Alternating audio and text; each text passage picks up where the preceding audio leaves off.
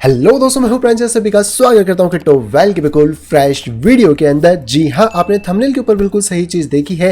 Ethereum आने वाले दिन के अंदर बड़ा ब्लास्ट यहां पे हो सकता है और हो सकता है आपको एक तगड़ा रिटर्न तो दे ही दे इथेरियम इस साइकिल के अंदर, लेकिन बिटकॉइन को भी आउट परफॉर्म यहां पे कर जाए। और आखिरकार मैं ऐसा क्यों कह रहा हूँ और क्या ऐसी सारी चीज़ें हो गई हैं, वो तो आज की वीडियो में हम डिस्कस करेंगे ही करेंगे, क्योंकि एक इतनी बड़ी न्यूज़ निकल के आई है जो कि इथेरियम को कहीं ना कहीं डायरेक्ट या इनडायरेक्ट वे के अंदर ट्रिलियंस ऑफ डॉलर के मार्केट कैप को पहुंचने में मदद यहाँ पे कर सकती है और इसी के साथ साथ ग्लोबल एडॉप्शन को भी इथेरियम का यहाँ पे कहीं ना कहीं बढ़ा सकती है। आई नो कि आपके पास बहुत सारे अलग टोकन्स भी होंगे, जैसे सोलाना है, बाकी प्रोजेक्ट्स हैं, लेकिन इथेरियम ही क्यों है, अगर उसके बारे में बात करें तो चलिए डिस्कस करते हैं। लेकिन उससे पहले आपको क्या करना है, वीडियो को लाइक करना है, दोस्तों या चैनल को शेयर करना है एंड चैनल को सब्सक्राइब भी कर लेना है, ताकि किसी से भी कोई भी इंपॉर्टेंट अपडेट मिस आउट ना हो। और इसके अलावा मार्केट की जो बाकी अपडेट्स हैं उनको भी हम कवर करते हैं। लेकिन आते हैं सबसे पहले अपनी कंप्यूटर स्क्रीन के ऊपर, और इस खबर के बारे में बात करें तो ये बेसिकली निकल के आ रही है अमेरिका की तरफ से।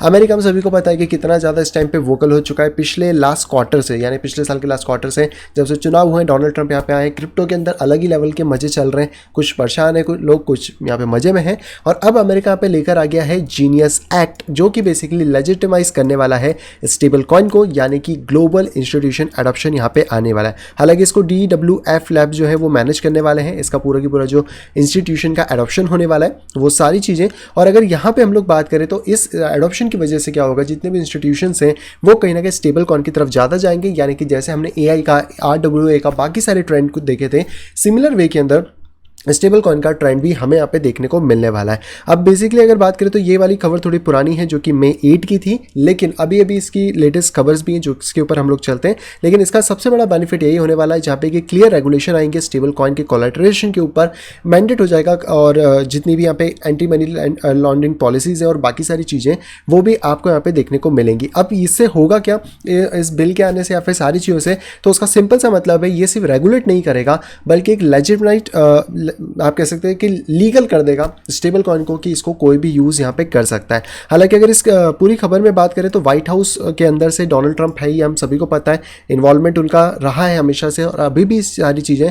प्लस यहाँ पे डेविड सैक्स हैं, जो कि अगर हम बात करें तो क्रिप्टो और AI एडवाइज़र है प्रेसिडेंट डोनाल्ड ट्रंप के व्हाइट हाउस के अंदर, और इनकी वजह से ये सारी चीज़ें हो रही हैं। इनका कहना है कि जो स्टेबल कॉइन का मार्केट है वो $200 बिलियन का यहाँ पे चल रहा है और आने वाले टाइम में ट्रिलियंस ऑफ डॉलर के अंदर जाने वाला है। और इसका सबसे बड़ा जो बेनिफिट मिलेगा, मतलब स्टेबल कॉइन तो ये ऐसे ही बना लेंगे मजे मजे में, लेकिन इसका सबसे बड़ा बेनिफिट मिलने वाला है ट्रेजरी को। कौन सी ट्रेजरी? USA की, अमेरिका की ट्रेजरी यहाँ पर। तो जो जीनियस एक्ट है वो बेसिकली स्टेबल कॉइन के लिए बिल होगा, जो कि उसको लीगल फ्रेमवर्क के अंदर यहाँ पे ले आएगा। और जैसे मैंने आपको बताया कि सबसे ज़्यादा प्रॉफिट तो US ही कमाने वाला है, चाहे कुछ भी हो, और ये अपनी पूरी इकोनॉमी शिफ्ट ही कर रहे हैं। वैसे भी डी-डॉलराइजेशन के बारे में हम लोगों ने बात करी थी, हम सारी चीज़ें सुनते आ रहे हैं, उसका ये भी एक इंपॉर्टेंट फैक्टर यहाँ पे बन जाता है।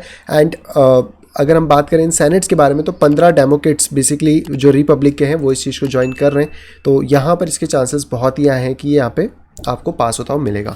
अब यहाँ पे सबसे इंपॉर्टेंट क्वेश्चन ये आता है कि आखिरकार इस बिल के लॉन्च हो जाने पे या फिर इस बिल के पास हो जाने पे स्टेबल कॉइन को लीगल फ्रेमवर्क करने पे किस तरीके से ये इथेरियम को यहाँ पे एक बूस्ट यहाँ पे दे सकता है। तो देखो, बड़ी सिंपल चीज़ समझने की कोशिश करो कि चाहे कितनी भी ब्लॉकचेन्स आ जाए, चाहे सोलाना हो, AVX हो, या इसके अलावा जो भी ब्लॉकचेन है जहाँ पे कि आपके स्टेबल टोकन्स जनरेट होते हैं, जैसे BSC की भी हम लोग बात करें, BSC फिर भी एक क्लोज कॉम्पिटिटर हो जाता है सोल एंड BSC।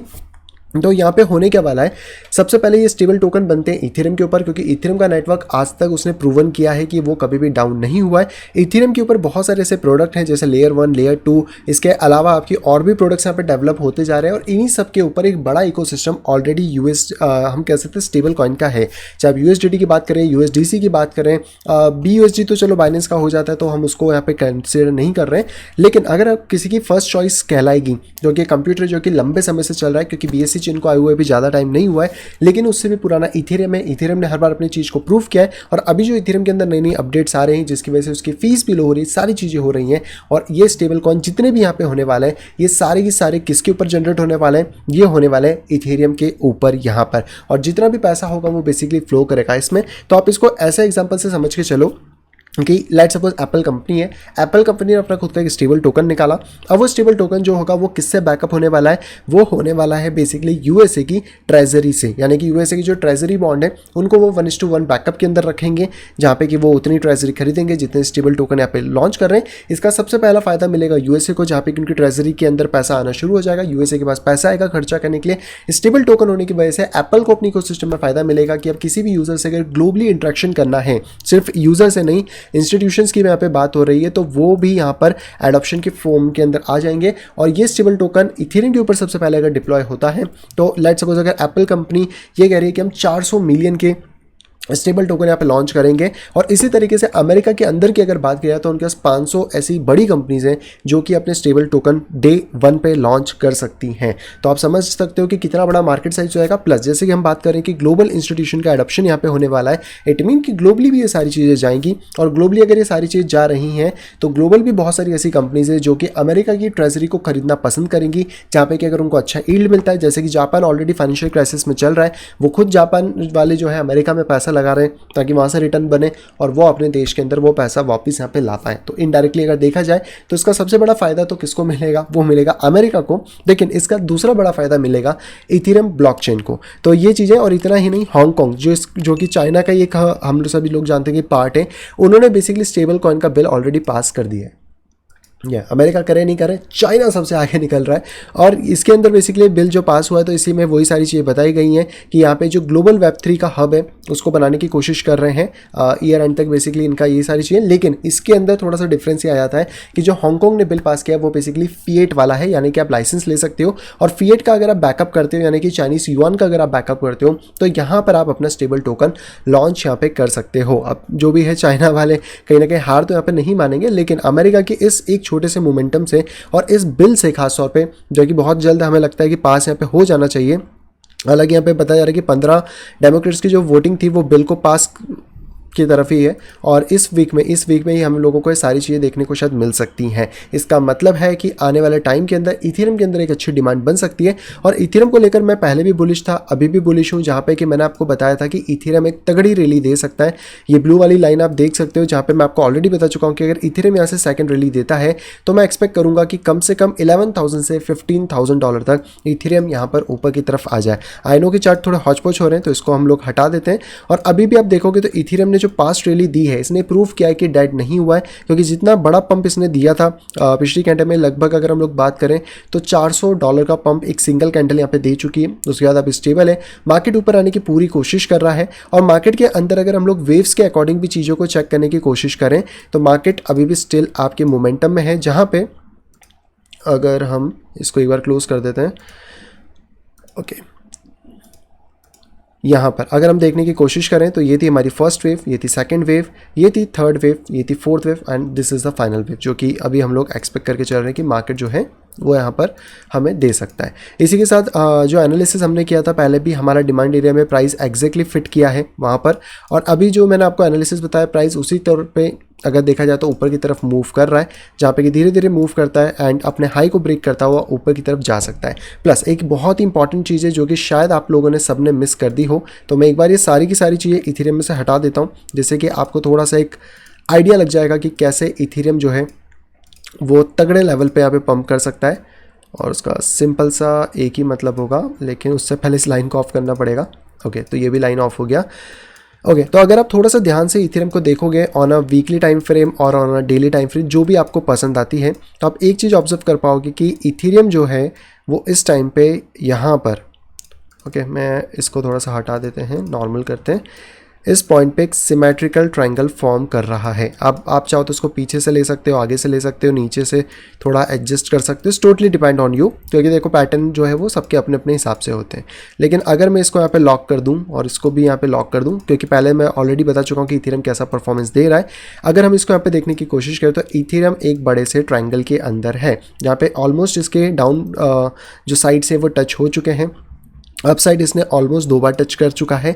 और अब यहाँ पर क्योंकि एक रैली की हम एक्सपेक्टेशन ले रहे हैं तो मार्केट इस टाइप से अपनी रैली दे सकता है। इसके टारगेट क्या हो सकते हैं, अगर हम इस वाले जोन से इस वाले जोन तक का टारगेट भी एज्यूम करके चलें इथेरियम का आफ्टर द ब्रेकआउट, मैं मानता हूँ कि ब्रेकआउट चलो थोड़ा सा आगे जाके हो जाएगा, ठीक है, तो यहाँ पे जो टारगेट है वो अराउंड $21,000 तक जा रहा है। अब ये टोटली डिपेंड करता है कि इथेरियम कब ब्रेकआउट देता है, लेकिन मैं एक्सपेक्ट यही करूँगा कि जैसे इथेरियम ने लास्ट साइकिल के अंदर परफॉर्मेंस दी थी, सिमिलर वे में इथेरियम यहाँ पे भी परफॉर्मेंस दे सकता है। अब इसके ब्रेकआउट पे डिपेंड करेगा कि ये सारी चीज़ें कहाँ जाती है, पर $21,000 के नियर पे इथेरियम जो है वो अपना प्राइस यहाँ पे सेट ऑफ कर सकता है। ईथ के अगर हम लोग थोड़े पुराने चार्ट पे चलें, अगर उसके पुराने डेटा को भी कंपेयर करें यहाँ पर, तो लास्ट टाइम हम जिस रैली को कंपेयर कर रहे थे वो थोड़ी सी यहाँ पे बड़ी हो गई है। अगर आप इसको चेक करना चाहो तो यहाँ से भी कर सकते हो, और ये वाली रैली अब वहाँ से तो उसने फेक आउट हमें दिया था, बट हम एक्सपेक्ट कर सकते हैं कि यहाँ से मार्केट मोमेंटम क्रिएट करें। लास्ट टाइम भी अगर हम देखने की कोशिश करें तो मार्केट ने जितना एक गड्ढा यहाँ पे क्रिएट किया हुआ था, अगर इस गड्ढे के हिसाब से हम लोग यहाँ पे बात करें कि क्या हाई टारगेट था, तो इथेरियम का मेजर टारगेट उस टाइम आ रहा था $24,000, लेकिन इथेरियम गया था $5,000 तक, जो कि बहुत ज़्यादा कम था। कि इस बार जो एक्यूमुलेशन है उसका टाइम पीरियड ज़्यादा है as compared to the previous time. तो अगर हम इसको कंसिडर करते हैं यहाँ से ब्रेक के बाद भी, तो इसमें 26,000 आ रहा है। तो चलो मैं पिछली बार की तरह अगर इसको हम लोग थोड़ा कम भी कंसिडर करें कि last time all time high तोड़ने के बाद इथेरियम ने लगभग 2.3x का रिटर्न दिया था। इस बार भी अगर ये हाई तोड़ता है 2.3 के अलावा 2x का भी अगर ये रिटर्न देता है, तो 2.3 के आसपास जो रिटर्न है वो $15,000 पे आ रहा है। और अगर 1.3x का भी रिटर्न देता है तो वो भी $11,000 तक इथेरियम यहाँ पे सस्टेन कर सकता है। इट मीन कि इथेरियम के पास अभी भी बहुत ज़्यादा फ्यूल अप बाकी है, जहाँ पे कि आपको सारी चीज़ें देखने को मिलेंगी, और कहीं ना कहीं जो प्राइसेस है वो इसको अच्छे वे में सपोर्ट भी कर रहे हैं। अगर 50 और 200 डेज़ का मूविंग एवरेज भी हम लोग देखने की कोशिश करें, आई थिंक सो 50 वाला ब्लू है, नहीं 50 वाला हमारा ऊपर वाला है। ओके, तो इसका जो गोल्डन क्रॉस हुआ था उसके बाद से अभी तक प्राइसेस ने तो नीचे गए हैं, बट इसका क्रॉसओवर नहीं आया है, और प्राइस अभी एक रेजिस्टेंस फॉर्म कर रहा है 2750 यानी 2800 पे, बट इसके ऊपर आते हैं तो मार्केट एक अच्छा मोमेंटम अपसाइड में दे सकता है। वीकली में तो ऐसा कुछ नहीं हुआ है, डेली के अंदर डेफिनेटली भी एक गोल्डन क्रॉस यहाँ पे आ सकता है, और प्राइस को भी आप देखोगे तो अभी रेजिस्टेंस वहीं पे फेस कर रहा है 2700 के आसपास में, जो कि हमें यही चीज़ें बता रहे हैं कि मार्केट जब भी यहाँ से ऊपर की तरफ निकलता है मार्केट के पास एक अच्छा मोमेंटम है।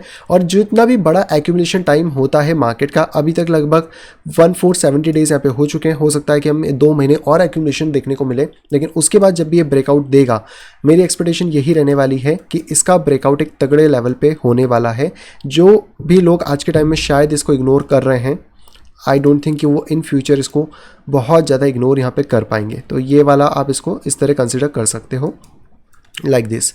ओके, तो ये भी 13,000 के आसपास जा रहा है। और फिबोनाची को अगर हम लास्ट हाई लास्ट बॉटम पे भी यूज़ करते हैं तो 14,000 हमारा एक टारगेट यहाँ पे निकल के आ रहा है कि लगभग 14,000 तक फिबोनाची नॉर्मल केस में जा सकता है। और अगर फिब को मैं बंद कर दूँ एक वे में तो 11,000 से 15,000 के बीच में इथेरियम का प्राइसेस यहाँ पे जा सकते हैं। अब देखते हैं कि टाइम हमें क्या बताता है, क्योंकि मैंने हमेशा कहा है कि मेरी बातों पे ज़्यादा भरोसा ना करें, ना किसी और की करें, आप अपनी एनालिसिस भी करें। लेकिन जो चीज़ें अभी हमें दिख पा रही हैं या जितना भी हम इसको यहाँ पे देख पा रहे हैं आफ्टर द ब्रेकआउट एंड सारी चीज़ें, तो उसके अकॉर्डिंग तो हमें यही लग रहा है कि 21,000 इसका हाई है। अगर उससे कम भी ये प्राइस जाता है तो 11,000 से 15,000 जो मुझे लगता है कि ये एक अच्छा जोन होगा जहाँ पे कि हम इस बुल मार्केट से एग्जिट कर पाएँ। इस जोन के अंदर इथेरियम एक अच्छी परफॉर्मेंस क्रिएट यहाँ पे कर सकता है। हालांकि आपका क्या कहना है इस चीज़ के ऊपर कमेंट बॉक्स में डेफिनेटली आप भी बता सकते हैं। अब आ जाते हैं बिटकॉइन के ऊपर, बाकी अपडेट्स भी ले लेते हैं इथेरियम के साथ, क्योंकि इथेरियम तो इंपॉर्टेंट है ही है, लेकिन ये सारी अपडेट अगर आपको फ्रिक्वेंटली चाहिए वीडियो बनाने से पहले, क्योंकि कई बार इसमें टाइम लगता है,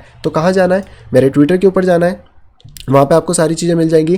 टेलीग्राम के ऊपर जा सकते हो, वहाँ पे भी आपको सारी चीज़ें मिल जाएंगी। दोनों जगह ज्वाइन कर लोगे तो आपका ही बेनिफिट है, आपको सारी अपडेट फ्रिक्वेंटली यहाँ पे मिल सकती है। क्योंकि ट्विटर पर मैं वॉइस नोट नहीं डाल पाता, लेकिन टेलीग्राम पे डाल देता हूँ। टेलीग्राम पे सिग्नल्स भी हम लोग शेयर कर देते हैं। अभी जस्ट हमने एक सिग्नल शेयर करा है AR का, तो आप चाहो तो उसको भी यहाँ पे प्लान कर सकते हो। एंड यस, ये बता दो कि जिसको भी प्रीमियम ग्रुप ज्वाइन करना है, फिर कोर्सेज ज्वाइन करने हैं, वो मुझे डायरेक्टली DM कर सकता है टेलीग्राम के ऊपर। QR कोड आपको यहाँ पे मिल ही रहा है, आप जाके स्कैन करके डायरेक्टली आ सकते हो। तो ज्वाइन करके रख लो। एंड यस, टेलीग्राम को थोड़ा बढ़ाओ यार, 570 पे अटके हुए पता नहीं हम लोग कब से, थोड़ा इंक्रीज करो, क्योंकि पुराना वाला उड़ गया था तो नया बनाना पड़ा है, और उसके बाद से हालत थोड़ी सी टाइट यहाँ पे हो गई है।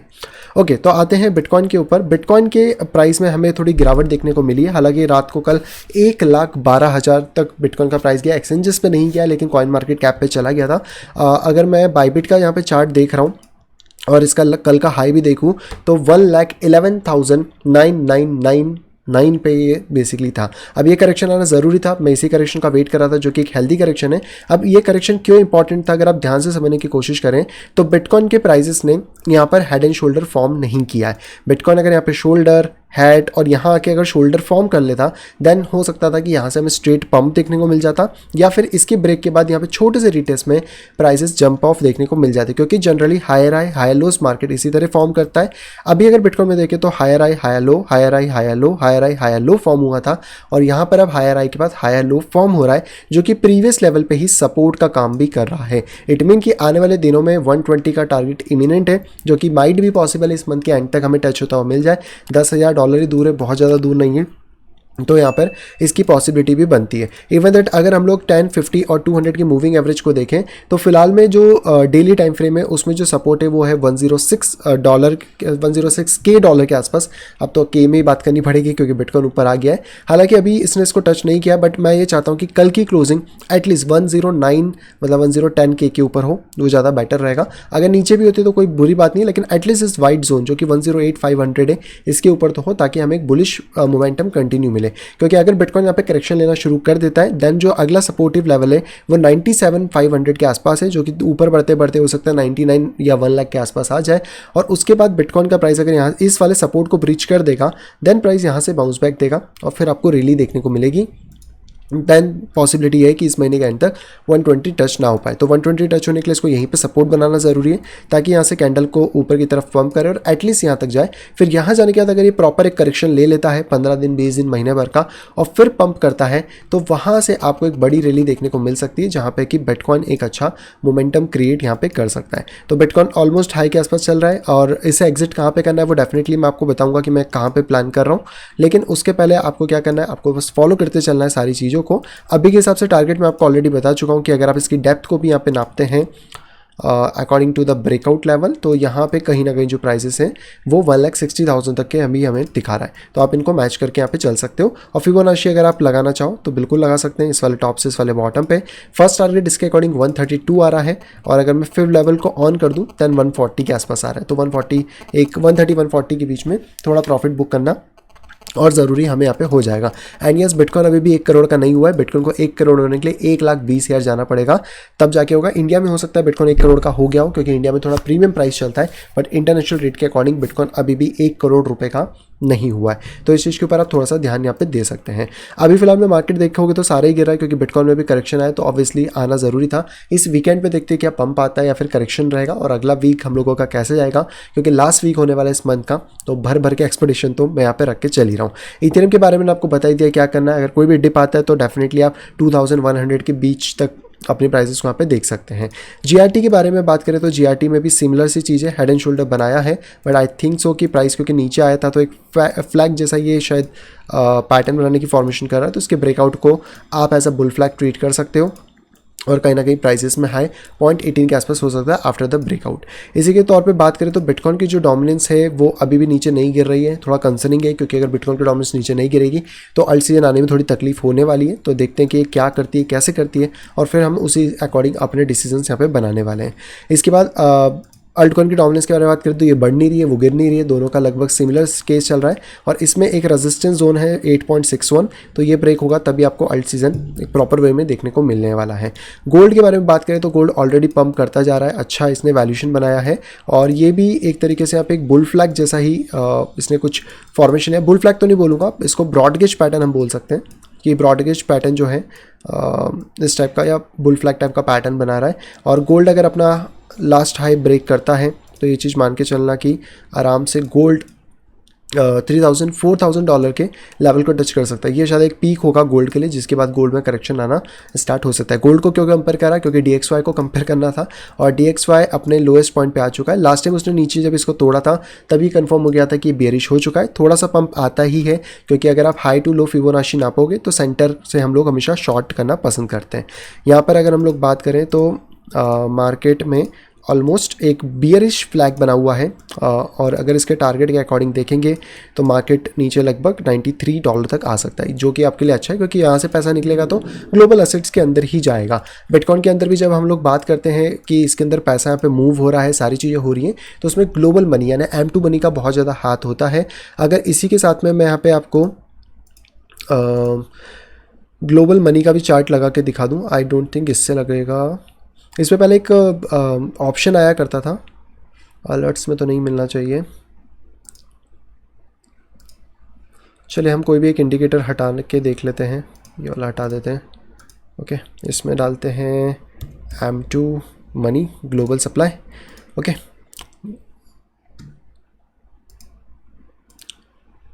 हाँ ये आ गया। तो आप ये देख सकते हो कि ग्लोबल मनी जो है M2 सप्लाई का वो इंक्रीज़ यहाँ पे हो रहा है ना इसी के टाइम पीरियड में। हालांकि एकदम प्रॉपर वाला नहीं है, वो एक कंपैरिजन वाला बहुत अच्छा आता था इसके अंदर ऑप्शन।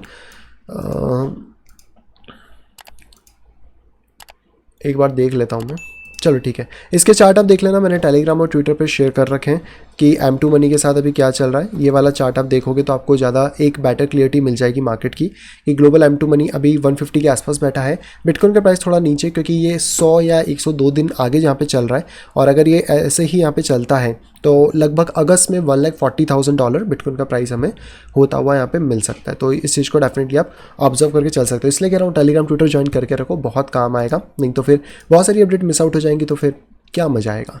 सोल के बारे में बात करें तो सोल बेसिकली सपोर्ट के ऊपर ही है, थोड़ा बहुत अगर डिप आ जाए तो 162 के आसपास देख लेना, नहीं तो फिर प्राइस पंप करता है तो 203 के आसपास भी जा सकता है।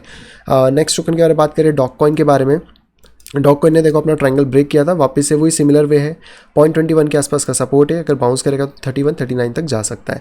नेक्स्ट चेन लिंक है, चेन लिंक ने भी अपना ग्लोबल डेब्यू कह सकते हैं कर लिया मार्केट के अंदर।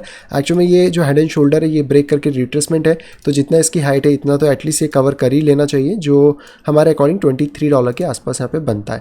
नेक्स्ट यहाँ पे बात करें तो फाइल टोकन थोड़ा सा इस बार तोड़ नहीं पाया अभी तक, लास्ट है अब तक टूटेगा नहीं, $3.4 हम कुछ भी नहीं कर सकते। पॉलीगन ने ऑलरेडी तोड़ दिया पर थोड़ा सा स्लो चल रहा है। रेजिस्टेंस देखो अभी लास्ट लो के ऊपर तो मार्केट है, मतलब इसको एक्चुअली में हमें यहाँ पे करना पड़ेगा। बट एक चीज़ का ध्यान रखना कि जो भी प्रीवियस लोज होते हैं ना वो थोड़ा सा प्रॉब्लम क्रिएट करते हैं, तो 0.28 के ऊपर आ जाए तो ज़्यादा बेटर रहेगा।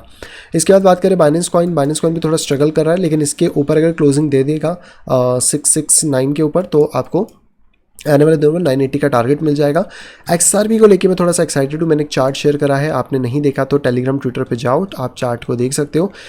XRP को लेकर यार कुछ चीज़ें मुझे देखने को मिली है। सबसे पहले एक बुल फ्लैग देखने को मिल रहा है, अगर आप इस पैटर्न को देखोगे इसमें एक बुल फ्लैग बना है जिसके अकॉर्डिंग $11.6 का टारगेट यहाँ पर निकल के आ रहा है। प्लस फिबोनाची को भी मैंने इस हाई टू बॉटम पर लगाया, ये जो करंट था तो वो भी यहाँ पर 2.6 का लेवल 11 तक जा रहा है। अब मैं ये नहीं कह रहा कि XRP 11 तक चला ही जाएगा, क्योंकि बुल फ्लैग है, कंप्लीट हो नहीं हो किसको पता, लेकिन अगर 70% 60% भी होता है तो 5.5 का टारगेट तो हमारे पास है ही है, साथ में मिड टारगेट $8 के आसपास आ रहा है अगर 70% भी कवर करता है। तो यहाँ पे मैंने पूरी डिटेल दी है, जाके चेकआउट करो, टेलीग्राम ट्विटर को ज्वाइन करके रखो ताकि आपसे कोई भी इंपॉर्टेंट अपडेट मिस आउट यहाँ पे ना हो जाए। नेक्स्ट बात करते हैं AVX के बारे में, तो AVX में अभी कुछ खास मोमेंटम बन नहीं रहा है, सपोर्ट के ऊपर ही कंफर्मेशन अगर मिलती है तो बाउंस करने के बाद पहला टारगेट 31, सेकंड टारगेट 41 रख के चल सकते हैं। डॉट के अंदर भी मार्केट चेंज हो चुका है, लेकिन मैंने फिबोनाची से आपको कल भी बताया था कि आप करंट प्राइसेस पे जा सकते हो। इसको एक बार हम लोग यहाँ पे DNP ले लेते हैं।